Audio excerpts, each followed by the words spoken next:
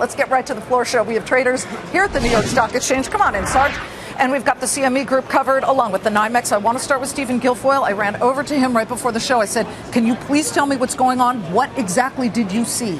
We have some good news, Liz. Give it to me. The good news is that this sell-off that we've been experiencing now for an hour, though startling, is not broad-based. Okay. All right, we're seeing redemptions in mutual funds, in hedge funds that focus mostly on healthcare. They focus on pharmaceuticals, biotechs, and the providers. The indices, the individual S&P sector indices, show a 3% decline right now just for healthcare, but everything else is either flat or still in the green. Isn't that interesting? Because, and if you show some of these names, the Pfizers, the Mercks, the Celgenes of the world, they are all lower by anywhere from 2 to 5%.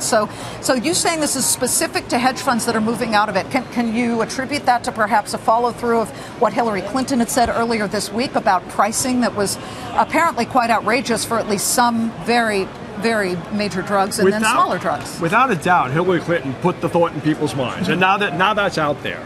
And the timing has to do simply with the end of the third quarter.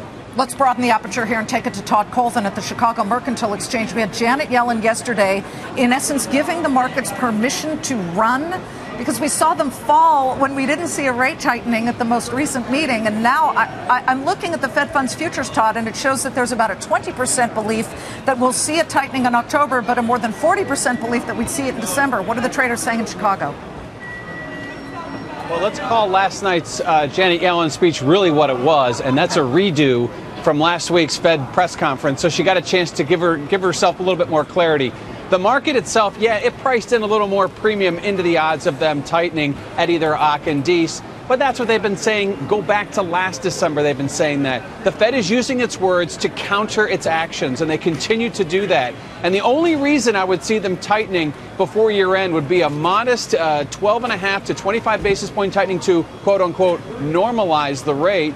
But a 50 basis point rate or a 25 basis point rate is as far from normal as it is now. So I think anything the Fed does right now is all lip service. I look for a tightening, maybe normalization cycle to begin in 2016, more likely in 2016 than in 2015. And the market will reprice that after we get to October. And those October minutes or September minutes, which come out October 8th, will be very key to see what those Fed governors and presidents were talking about at last week's meeting.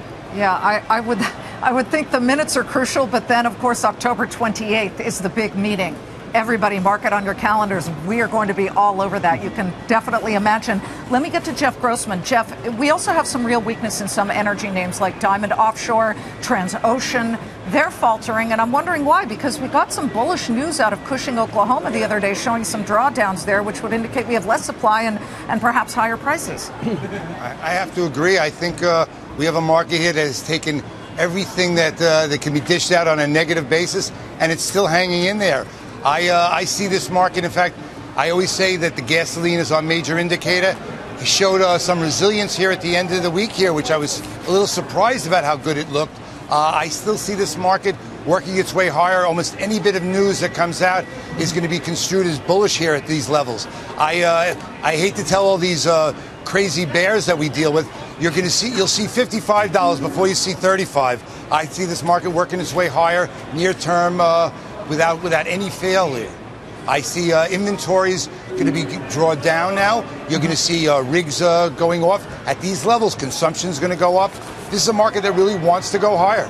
Well, Wednesday we saw large builds in inventory, so I'm not sure I agree with you, but let's argue about that next week, because right now... I'll be happy to talk to you about it next week. Let's fight it out. Good to see all of you guys. Stephen, Todd, and Jeff, thanks very much. So remember, Stephen, also known as Sarge, says it's the biotechs right now. Many other sectors are actually looking pretty decent.